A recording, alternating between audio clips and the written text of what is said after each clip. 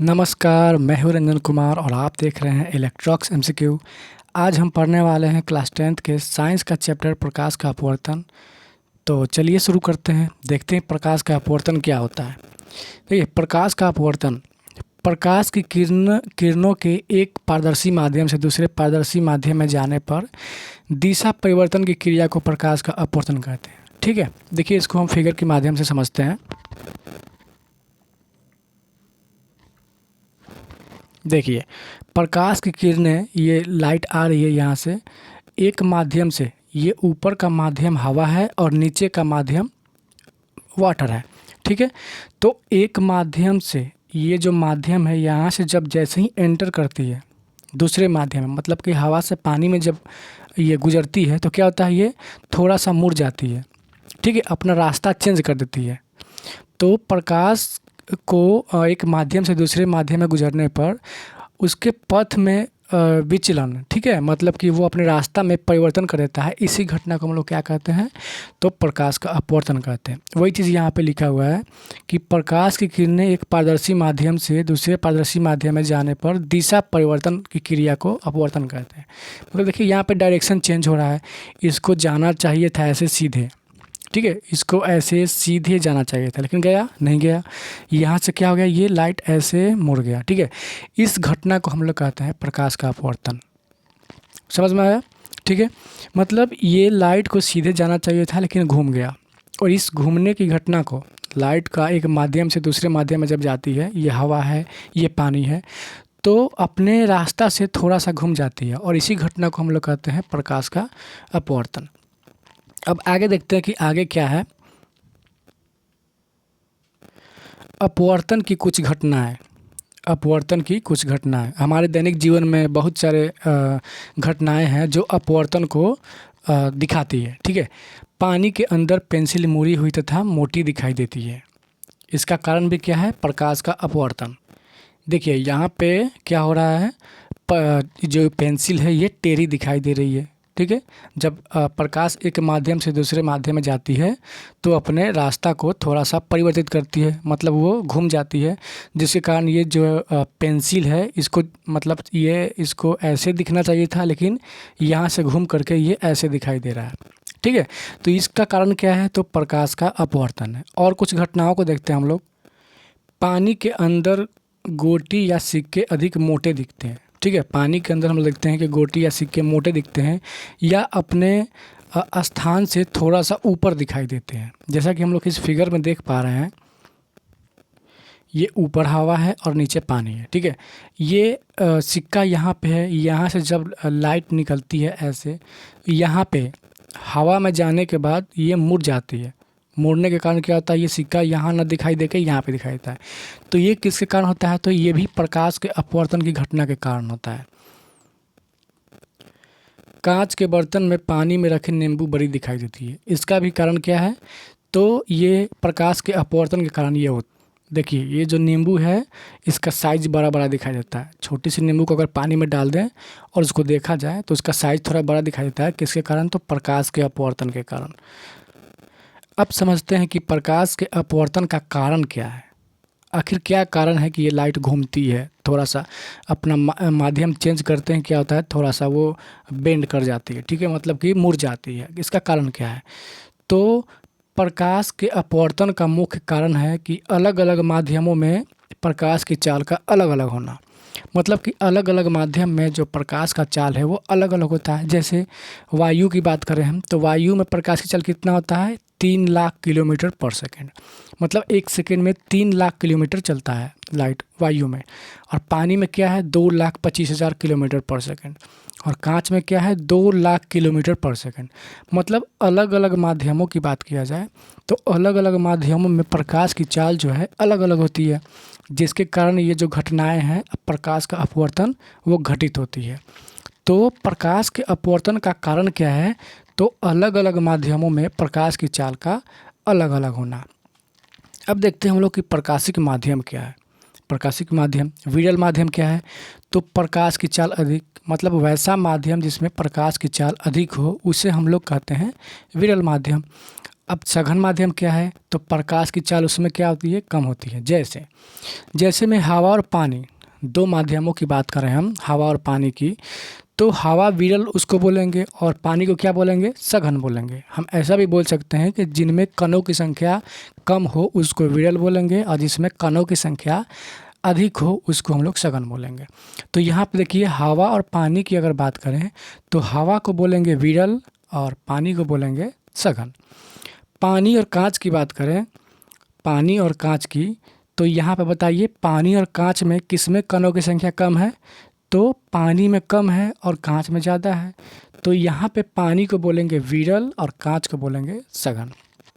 तो किसी भी दो माध्यमों को हम लोग ले सकते हैं और वहाँ पे दोनों को कंपेयर कर सकते हैं और बता सकते हैं कि कौन विरल है और कौन सघन है। ठीक है, जिसमें कणों की संख्या कम है उसको बोलेंगे विरल और जिसमें कणों की संख्या अधिक है उसको बोलेंगे सघन।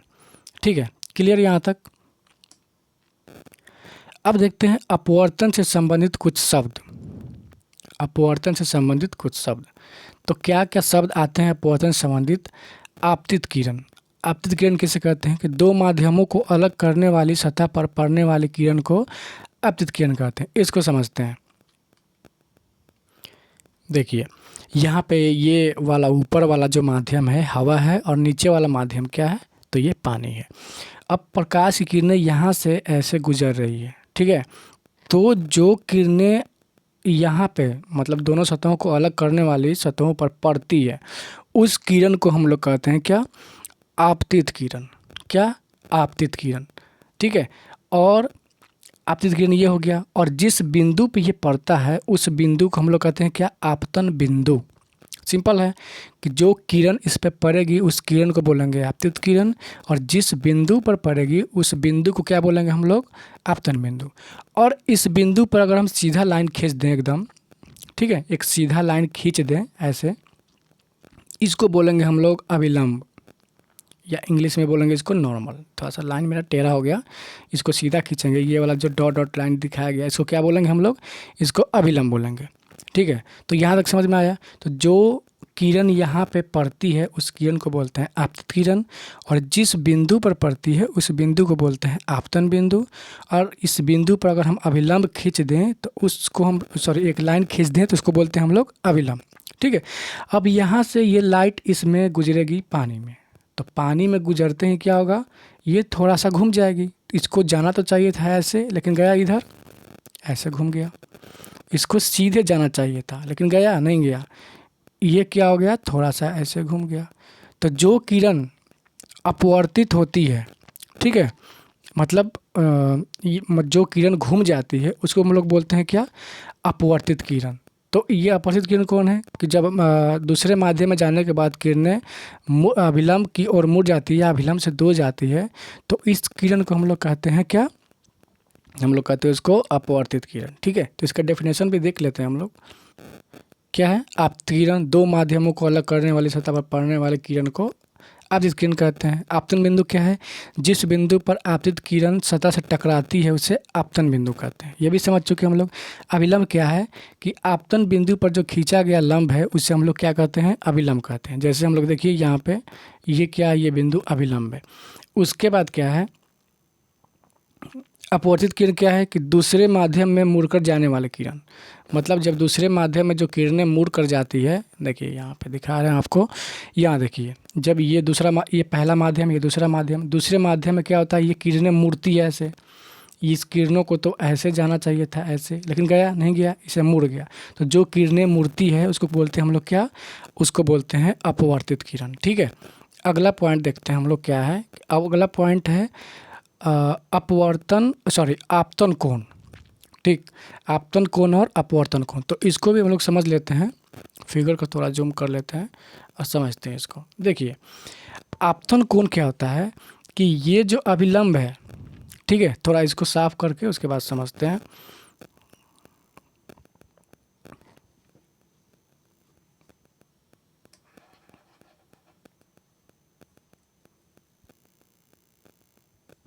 देखिए यानी कि आपतन कोण किसे कहते हैं, तो ये आपतित किरण और ये जो अभिलंब है, दोनों के बीच का ये जो एंगल बनता है, इसी एंगल को यानी कि इसी कोण को हम लोग कहते हैं क्या? आपतन कोण। ठीक है, यानी कि आपतित किरण और अभिलंब दोनों के बीच जो कोण बनता है उसको कहते हैं क्या? आपतन कोण। और अपवर्तन कोण क्या है? ये अभिलंब और अपवर्तित किरण दोनों के बीच जो कोण बनता है इसको हम लोग क्या कहते हैं? इसको कहते हैं अपवर्तन कोण। सिंपल है, आपतित किरण और अभिलंब के बीच आपतन कोण और अभिलंब और अपवर्तन कोण, अपवर्तित किरण के बीच का जो कोण बनता है उसको बोलते हैं अपवर्तन कोण। ठीक है, सिंपल है। अब देखते हैं आगे क्या है।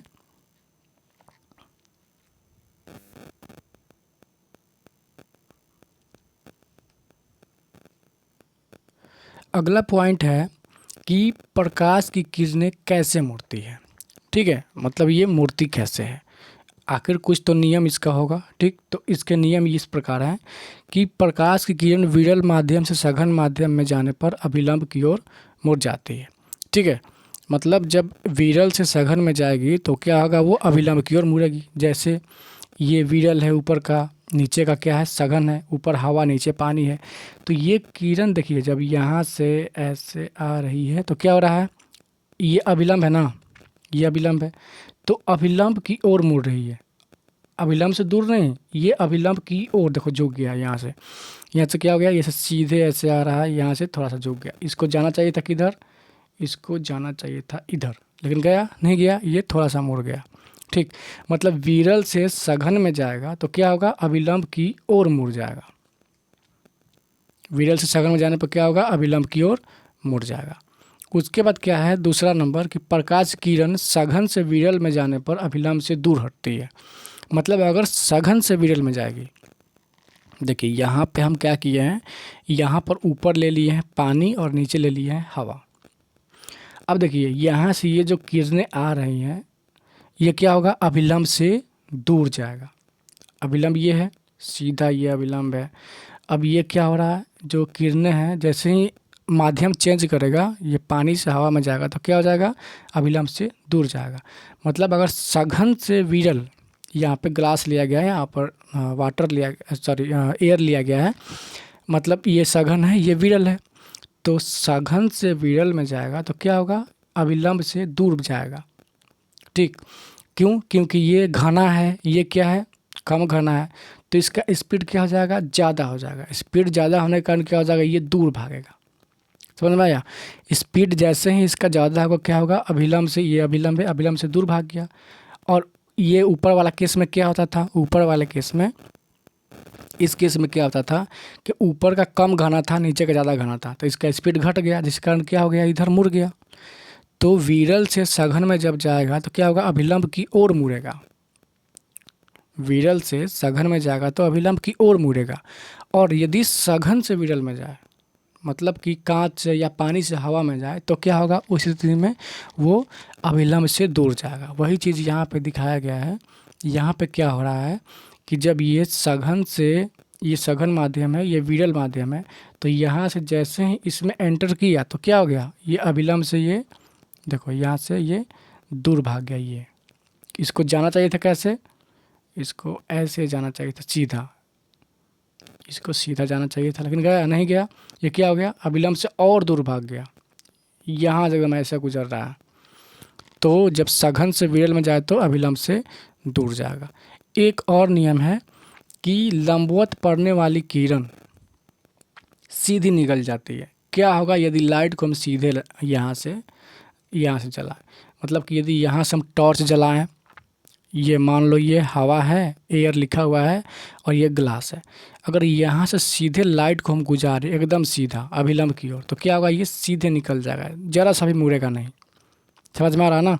ठीक है, अब देखो जब सीधे लाइट को जलाएंगे तो क्या होगा? ये सीधे बिना मुड़े हुए बाहर निकल जाएगा। मतलब यदि विरल से सघन में गया, ठीक है, विरल से सघन में गया तो क्या होगा? और सीधा लाइट को जलाएं हम तो क्या होगा? वो सीधे निकल जाएगा। ठीक है, कोई दिक्कत? तो आज के लिए इतना रहने देते हैं, बाकी का अगला टॉपिक हम लोग कल देखेंगे।